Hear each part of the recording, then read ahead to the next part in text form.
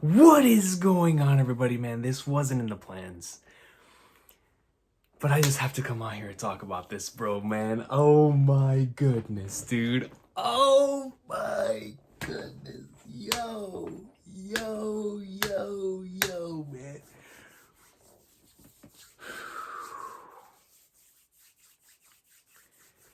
Dog, I love this experience so much. I love this game so much that it, ignited a flame that was already ready to go. I was already so excited for Like a Dragon Infinite Wealth, considering the turn-based combat in the original Like a Dragon was my favorite in the entire series because I'm just a turn-based guy. So seeing that return once again with all of the incoming craziness, right? I was already excited just based on the trailers that we've seen up until this point. So when Like a Dragon Gaiden was announced, I remember being a little iffy because I was like, man, I don't know, dude. Because I loved the end of this game right here so much. So much, man. That I was like, I don't know if I feel right with them continuing it, bro. Like I was ready to move on with Ichiban and call it a day. Especially with how great of a main character he was in 7, right? And I really love what they did with him. So I was ready. I was ready for that transition to take place. So whenever this was announced, I was like, I don't know, man. Like, how is it gonna get any better than what we got in A Song of Life? From the moment the game started, and I came back home to my MC, to the Dragon of Dojima, to Dojima no Ryu, aka Joryu in this game. Until the end, it was filled with so many great callbacks. It was filled with so many wonderful mini-games and sub-stories that it just warmed my heart, man. It really did. Even doing Pocket Circuit, as somebody who absolutely adored that minigame in Yakuza 0, and seeing the dude from there in this game as the final boss, it hit, man. It hit. I was like, no way. Like, it was that type of stuff. It was the sub stories with the old lady from what was that? Kiwami 2 and 6. And it's like, man, dude, it was stuff like that that really made the game so special. Outside of the already incredible writing that this series is very well known for, but really it was a just a labor of love for the series, man. A letter to all of us fans being like, yo, these moments that we've been building up throughout the course of the story, even if they are within side quests, which is something that's been done in the series before, but because it was done here, because I never expected to play as Kiryu again, it hit that much harder. It hit that much harder. And just the things that they did with the Akame network, which, oh man, Akame, bro. Yo. What an awesome new addition to the series. With the Akame network, and don't even get me started on the castle, man. The castle is brilliant. The what they did with the Colosseum in this game was my favorite iteration of it in the entire story. And I'm coming from being a hardcore enthusiast for all of the Colosseums we've gotten up until this point. I've been a tard of Colosseums in video games since I experienced the first time I remember going through a Colosseum besides Final Fantasy VII was in Elder Scrolls 4 Oblivion. And I was in that Colosseum heavy, man, every day after school, figuring out what new builds to enter and that thing. I just love the Colosseum aspect. It's probably my love for tournament arcs, right? But the way this series does it has always been really, really dope. But the castle format was just excellent for it, man. And it forced you to switch between the spy form and the Dragon of Dojima form. And honestly, it was within the Colosseum that I really learned how to use like the spider gadget And the Hornet, dude, the Hornet won me so many fights, bro. When I was, I was in the corner, unable to like do anything else. I was spamming that Hornet. I was like, y'all are not beating me today, son. You know, and it brought back the one of my favorite things from both Yakuza 6 and Kiwami 2. With their minigames was Majima Construction and the baseball minigame from 6, because you got to build your own team, right? And that's something they did here with the Coliseum, which I thought was really, really dope. And being able to recruit the characters that you got through the Kami Network, or because I didn't pay any DLC, unfortunately, I didn't get like my boy Daigo or Saejima, or I believe Majima was the other one. I didn't pay for the DLC. But I did get the characters that you get through like the side stories and stuff of that nature, and through the stuff. So I was like, man, this is so dope, man, so dope. I really enjoyed just the way the verses connected, like the Judgment verse and our verse continues to connect. It was so cool, and then of course the story itself. Now, when it started, I was like, man, they're buzzing through this, and it really was me doing my normal thing I normally do in these games, which is going ham on the side quests and on the mini games and all the side content that really slowed me down. It took me quite some time to beat this game, but it was because of that, right? And I played, by the way, I played a lot of this game on the Xbox Cloud feature, and man, it ran great. It ran great. That feature honestly has helped me out a lot as somebody who's not really home nowadays. I was able to play that game, and I discovered that feature and how well that feature works for me with Persona 4 Golden. I actually played that for the first time earlier this year, and I loved it so much. With the cloud feature, I was like, let me try it out with Yakuza, and I played like half the game on the cloud, man, and it was great. Like, it was great on my phone. It was great whenever I had to bust it on the laptop using my PS5 controller. It was just great. It was a great experience. But whenever I was home actually playing it, of course, that was the optimal experience. But it never took away from anything, and it was magnificent. But in regards to the story itself, I loved so many of the situations that came into play. There was a lot of intensity there, especially with the Hanawa and Kiryu stuff, both in the middle of the game and at the end of the game. Nishitani was a lot of fun. Reminded me of like a Hisoka-esque character who was just like bloodthirsty for finding someone in battle, which I thought was very interesting. But man, dude, that final boss, bro. Yo, bro. No, that entire final chapter, man. Listen, I was thinking, how are we going to connect this to... How is this game going to be the bridge between 7 and 8? Because obviously, 7's ending, man. When you start the final chapter, you start buzzing through like the 7 ending stuff, and as well as in the actual finale, it's like, oh god, man, it's like, don't put me through that again. Don't put me through that again, all right? But you know, just seeing all the oh man, it was so good. It was so good. I remember telling my brother, because he was in the room the entire time with me. I was like, bro, when Yakuza tells you, you better be ready for what's coming. You better be ready for what's coming. It's about to be a big boss rush. We all remember the big Kamurocho going up the Millennium Tower days, right? I was like, okay, we're about to get into some really crazy stuff, and that's exactly what we got. Because man, when we go over to Marineford headquarters.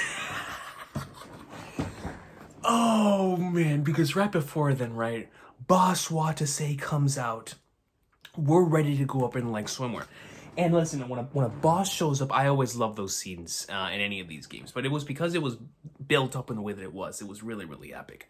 So you get that two-stage boss battle there, then we transition over to Marineford headquarters. And man, whenever I got there, I was already ready. I was ready. I was like, this is about to be crazy, especially with that they've been telling us individuals like Majima and Saejima are going to be here. So I was very much looking forward to seeing how they were going to cook and what they're going to do in this game, stuff of that nature. And how they were going to react to Kiryu, who is not here anymore, right? Like, no one knows he's alive, or at least, you know. Majima was like, I knew you were doing that. I was so hyped. And he was like, yo, Kiryu-chan. Nah, man, that really brought me back. That brought me back. I was like, bro, this is beautiful. But when I saw Ichiban, that's whenever it really started hitting. Because it was that sequence within Like a Dragon that really, from then on, I was like, no, this game is really, really special. I love when games, or when media in general, put protagonists with each other. And it's like, okay, when the protagonists meet, it's always epic.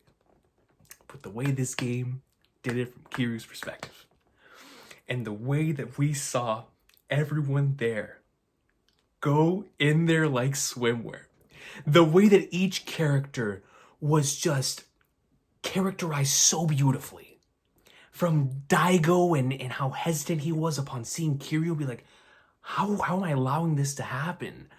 To Majima's craziness, to Saejima ready to throw hands. I'm surprised Saejima wasn't in jail. That brother, in every game, they have a reason to put him in prison. And he wasn't here. He wasn't there then. So apparently, you know, maybe in 8, we'll see him in jail again. Who knows? But I thought that was hilarious. But it was great having him there, especially for the very final sequence. But whenever Ichiban and Kiryu have that moment together there, right before Kiryu leaves, it was so special. Especially whenever he takes off the glasses and everybody's like, yo, I knew it. Like, I knew it. It was just so special, man. It was so special, but I really loved their interactions, and I loved seeing from Kiryu's perspective, like I said this time, him reminiscing on what took place, what we would know would take place in 7. And the way in which he thought about those things, and how that came into fruition there at the end of the game, right? Whenever he's speaking to Hanawa about Ichiban and about him being an individual that it wasn't he who propelled him, right? Like, all he did was just serve as a stepping tool for Ichiban to get to where he was gonna go. He was gonna get there anyway.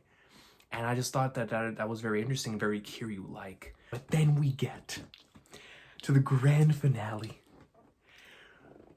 Shishido, man, I gotta give him props. I do. I gotta give Shishido props. He was up against the Yonkos in the verse, and he was doing his thing. Because let me tell you something, anyone else,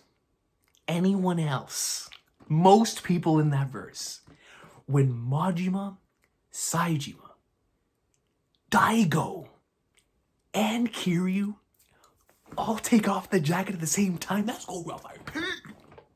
Yo, I was screaming. And you know, like I told my brother, when Kiryu takes it off, final boss time. Final boss time. But man, when it's them back to back, like it's the end of the Gintama's Benizakura arc, and they're throwing hands, then Shishido gets involved, and it becomes this multi-layered, epic, beautiful battle. It was definitely one of my favorite final bosses. It was so much fun, not just to play, but I felt like he does what most final bosses should be, which is take all the things that you have acquired throughout the course of the game and make you use them, right? Like everything I learned in the Coliseum, everything I learned within the actual, like whenever I was doing random fights against the dudes on the streets, I pulled them out against Shishido, man, and it was just a great final battle. It was really epic. The character interaction between the two of them, the ideologies clashing, it was fantastic, man. It was fantastic.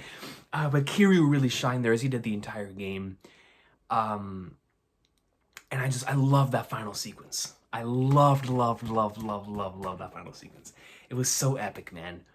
And to wrap this up, I saved this for last because to me it was the most important part of this game, and it's to me the most important part about this series. It's been the glue that's held me and so attached to this series that it truly keeps me, like, especially in regards to Kiryu. It's the thing that connects me so much to that character, and that's him in the Morning Glory situation, man. After Yakuza 6,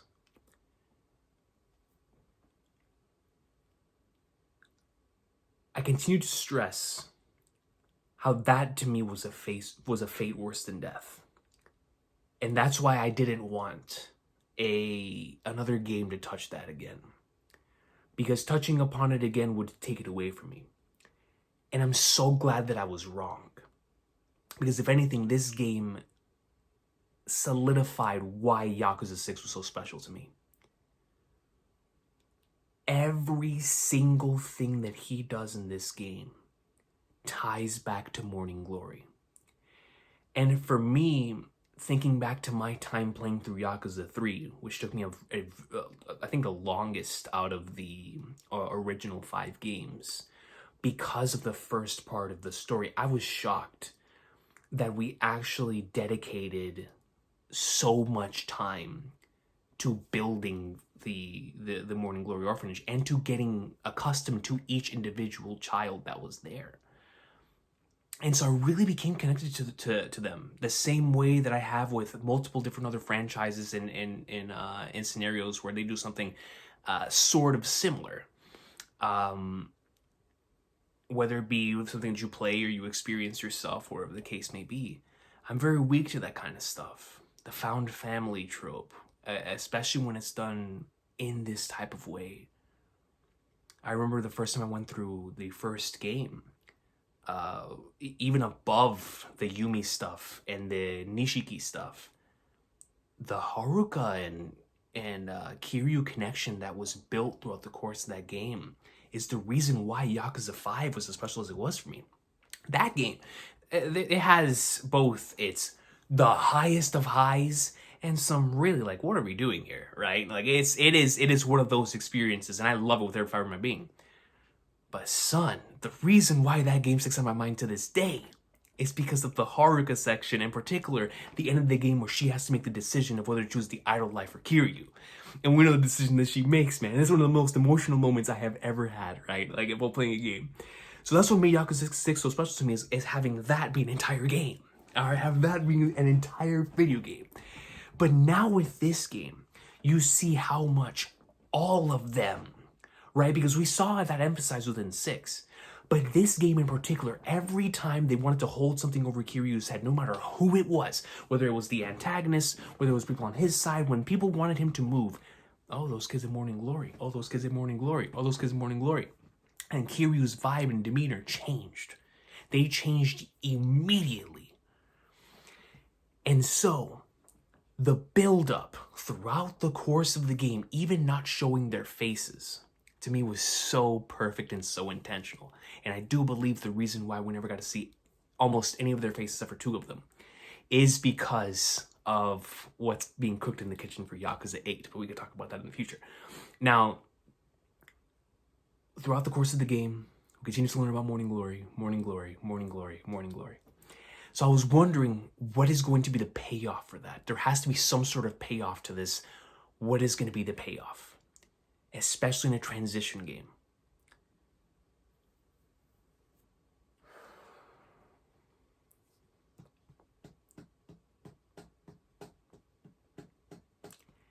I have rewatched the final scene of this game.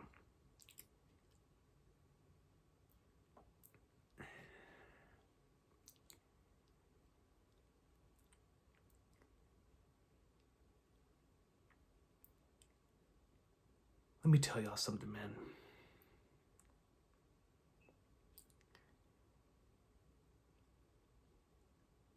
I don't think it's a stretch for me to say that might be my favorite scene in the entire series. Because of my connection to all of these characters and because of my connection to Kiryu.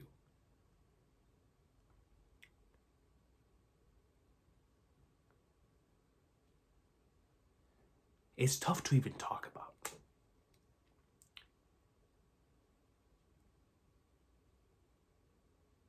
My brother and I were sitting side by side, going through the entire final segment.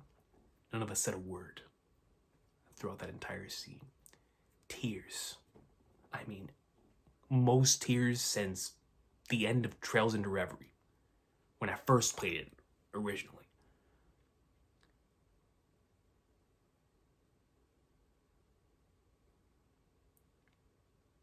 And then rewatching it with reactions, rewatching it just to rewatch it. Son,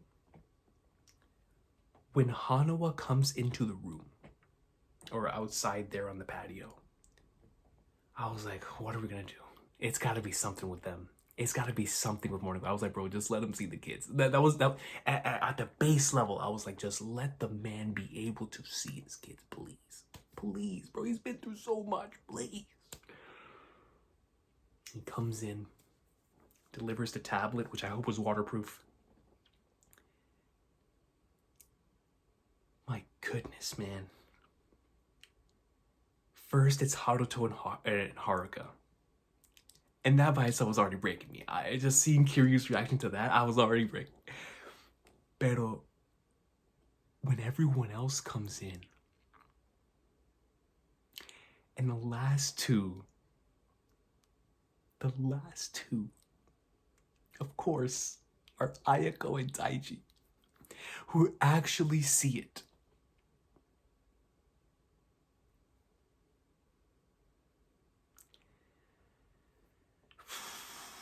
Man.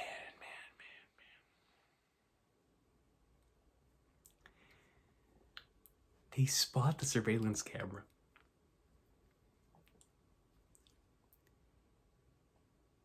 And it's just, man, the more they talked,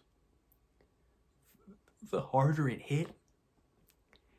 And when you see Kiryu shaking on screen, forget it, man. Forget it. Forget it, man. Dude. And then you get to hear him. How much he cares for the kids. We know how much he cares, but this really showed how much he cares. All these years not seeing them. Bro, when I saw both of them, I was in shock. It had been so long. I was like, man, they've all grown up. The voice acting from Kiryu in the start, it hits every time. Literally, I've gone through this scene already like 8 times. It hits me every time. It has eventually reached like the pinnacle of those scenes for me, like episode 312 of One Piece, where no matter how many times I go through it, or a certain flashback from Naruto, that every time I go through those things, and no matter what, it is gonna hit. No matter what, and it doesn't matter what my mental state is at the time. No matter what it is, it's gonna hit, and extremely hard. But man, that wasn't even the bro. They finished, and you see Kiryu just bawling. I'm bawling. We're going nuts. But then Hanuma, going into the secret thing that we didn't hear Taichi say to Ayako. He's like, yo, I gotta show you this because you yourself couldn't go retrieve it. We couldn't have that happen. So I'm gonna show you that. And I was already bracing myself because I was like, this is gonna be something crazy. I was expecting a photo of like all of them or something. Nothing could have prepared me. Nothing in a million years could have prepared me for what came right after that, bro. A drawing. And when I saw it from afar, because we didn't zoom in it, when I saw it from afar, I was like, don't even tell me. Because first you see Kiryu's reaction, then you see the drawing. Oh, and in my heart, I was like, there's no way. I was like, bro, there's no flipping way that's Haruto's, man. And when you see Kiryu, like a proud grandpa, he's like, look at how far Haruto's come. It's amazing. Oh my god, man. And you see Kiryu in the middle, he remembers his grandpa. And then me, the reason why it hit me so hard is I remember all the time I spent with Haruto. You know, shaking him, just to make him stop crying, being with him, boxing everyone else, walking around all over the place with him. I was like, nah, man, he's grown up. Because you spend time with him in game, real time. And Yakuza 6 with Zero are my most played. Going for Platies and whatnot, right? Like I played those a lot, man. A lot, especially 6. I really love that baseball minigame, going to my heritage, right? I really did. So I played a lot of that game. And of course I thought that was gonna be the end of Kiryu's saga, so I prolonged getting to that end point as like a lot, dude. I prolonged it a lot. So, man, I was like, bro, hard. And all the kids And Kiryu's just breaking down. He's being thankful, like, bro, thank you for showing me this, man. Because Hanuma was like, maybe the best thing would have been not to show you this. And he's like, no, I'm grateful. I'm grateful. But then Kiryu goes into Kiryu mode. And he's like, I'm so happy for them that maybe I need them more than they need me. And that really broke me too. It continues to break in the voice acting. And I couldn't stop. Every time. I'm barely holding it in right now. My throat hurts. It's like, God, man, what a magnificent, what a marvelous character. In my top 5 all time. And he was, when I first initially caught up to Yakuza, because I'd been away from the series and away from Kiryu for quite some time. For some reason, not that he slipped, but that in my mind, because I've experienced so much fiction since then, I was like, man, is he really still up there? This game proved it. No question he's still up there, man. That's my guy. That's my boy, man.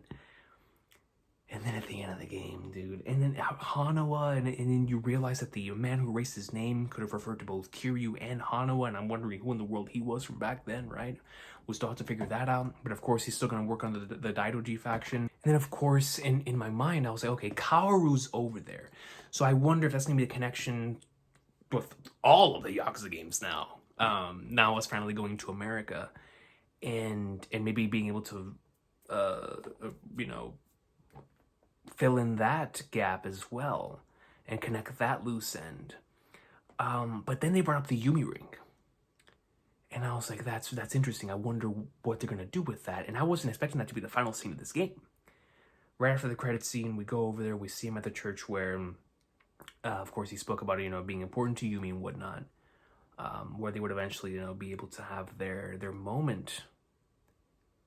So he leaves the ring there and walks away, and it's like, it hit me extremely hard, because of course I'm thinking back to the original game and be like, man, so many things have happened since then. So many things. This entire franchise happened because of that, right? And it's like, yo, he's letting it go. He's letting it go. And it was just one of my favorite endings ever to anything. And it hits because this is the end of a transition game. I can't even imagine what they have in store with 8, man. I really don't. I honestly think after playing the demo for a bit, which I'll speak on briefly, I already feel like this game's gonna be my favorite in the franchise. I do, dude. And let me tell y'all something, man. The moment I started the game and I saw the change of scenery, but it was still classic Yakuza, I was like, no, this is special. This is really, really special. I loved being in Hawaii. Loved it. Loved every second of it, both in the story demo and in the Hawaii demo. Loved it. Loved the party members, loved the interactions, loved everything about it. But going through it initially in the story demo, one of my favorite things about it was the differences in the combat system in comparison to 7, which was already my favorite in the series. All of the things that they've added to the combat system, it was like, bro, it already feels like one of my favorite turn-based battle systems. The ones that we got at the beginning in that demo for Like a Dragon Infinite Wealth. I was like, no, this is awesome. This is so dope. So I was already like, okay, the combat is even my favorite thing about the series. It's the characters and the story. So I was like, if the combat has me addicted, I can't wait to continue diving into the narrative. So then we got our little bits of insight into how the character interactions between Ichiban and Kiryu work, and I was like, oh no, I love this. I love this so much, man. And God, the karaoke section, I was like, no, I'm here. You got me. I'm sold, bro. And just with that little taste, I was like, no, I'm ready. I'm ready, man. I'm so ready. This game has so much potential to be one of the all-time greats for me, because it has everything going for it that I love in stories. The two worlds coming together that have both been established in a brand new setting with brand new characters that I can't wait to find out more about, that we learn bits and pieces of throughout the course of the demo. as well as what story is about to take place here. Kiryu, man, what is about to happen with my dog here? Like, is this gonna be it? There was so much foreshadowing within Like a Dragon Gaiden for what could potentially take place here. We know, we have to see what the conclusion of what happens with Morning Glory as well. What happens? What happens in this game, dude? And I heard the report. This game's apparently gonna be the longest of the series. I can't wait, man. Like, after playing Like a Dragon Gaiden and the demo for Infinite Wealth, I do believe this is right next to FF7 Rebirth as my most anticipated game, and nothing has ever touched FF7 for most anticipated anything. All those years after the remake was announced, it was my most anticipated thing. And even when Snake Eater was revealed with Remake, which is a game I absolutely love and adore, I was like, no, the FF7 Rebirth hype is still out of this world. But the Infinite Wealth hype after experiencing this transitional title and all the stuff that we have hyping it for, the demo and all this stuff, the build of the entire series up to this point, this is going to be phenomenal, man. It is going to be an experience unlike anything else, and I will be there day one no matter what. It might be one of those experiences where I might take a week off from here just to experience the whole thing, man, and I can't wait. It is going to be peak. But man, I just really wanted to come on here and talk about this because not only have I wanted to talk about this, y'all have heard me talk about this series a lot in like the chapter reviews from back then. I've been into the series for a long time. And ever since I initially got into it, and then I really, really got into it, y'all remember whenever Zero came out, I came on here, did an unboxing. I don't remember if that was its own video or I did a stream slash chapter reaction for that. That I was like, man, I was just so excited, right? And then of course with 6, because 6 really was what got me into this series. I saw an Okada ad. I'm a big wrestling fan, especially when it comes to New Japan. So when I saw my favorite wrestler in the world at the time, Okada, being in a video game, I was like, oh, what is this? And that's how I discovered the game, and I went back to, because Zero hadn't been released in America yet, so I went all the way to the first game, the first title on the PS2, and I was like, yo, let's go ahead and see how this is, and I fell in love immediately.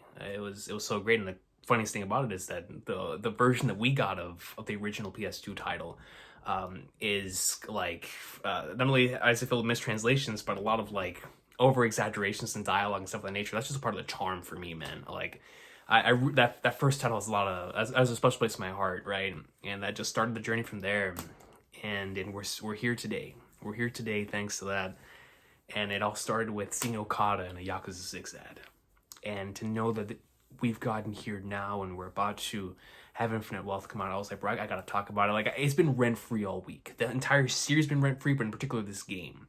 I was not expecting to love this game as much as I did. And especially in a year with so many great titles that have been released, this is probably my favorite game I've played this year, just based on my connection to the characters, how blown away I was with so many different aspects of it. But especially for Kiryu's character as just in general, and the most powerful ending I've gone through this year for sure, man. I mean, God, peak stuff, man. Cannot wait for January 26th of the year 2024, man. If you have experienced this game, please let me know in the comments section down below how you felt about it. Get it all out of your chest, because I know if you experienced the same thing I did, and you're as connected to these characters as I am, you're feeling the same thing. You're probably feeling that hole. You can't wait for Infinite Wealth to come out. So please let me know how y'all felt about it. If you would like to see something else, like a game tier ranking or something, let me know as well. I would love to do that. I never get an opportunity to talk about this series, so it was all gushing out, you know, it's all gushing out. So shout out to this wonderful franchise, and I can't wait for what we have in store next. And based on the demo, it really does feel like it's gonna be my personal favorite, just on from a combat standpoint, from a story standpoint, from the characters involved. It feels like everything's gonna come to a head here, and it's gonna be peak fiction. There's gonna be no other word to utilize for it, man. I can't wait. I don't know how my PS5 is gonna survive 3 months of peak in the beginning of the year. It's gonna be nuts, man. It's gonna be nuts. But I will see y'all next time. Y'all have a blessed one. Thank you so much for watching. Take care. The Dragon of Dojima, man. He is him. He is him, bro. Greatest.